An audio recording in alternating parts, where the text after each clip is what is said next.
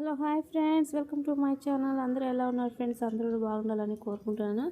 ఈరోజు నేను బిర్యానీ మసాలా ఇంట్లో ఎలా తయారు చేస్తానో చూసేద్దాం రండి. దానికి కావాల్సిన ఐటమ్స్ ధనియాలు, ఓకేనా. ఈ ధనియాలు అనేది బాగా వేయించాలి ఫ్రెండ్స్. మళ్ళీ మాడిపోయేలా కాదు, లైట్ బ్రౌనిష్ కలర్ వచ్చేంత వరకు వేయించాలి. తర్వాత ఎండుమిర్చి ఫ్రెండ్స్, బాగా కారం ఉన్నాయి ఎండుమిర్చి, బాగా ఇలా లైట్గా వేయించాలి, ఓకేనా. బ్లాక్గా అయ్యేలా వేయించకూడదు, ఓకేనా. తర్వాత కొంచెం ఎండి కొబ్బరి, అది కూడా లైట్గా వేయించాలి, ఓకేనా.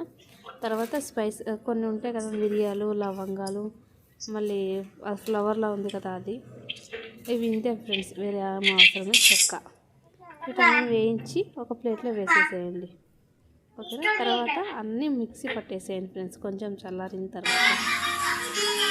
ఇవన్నీ వీటిని కొంచెం పెద్దగా ఉన్నాయి కాబట్టి కట్ చేసి వేస్తున్నాను.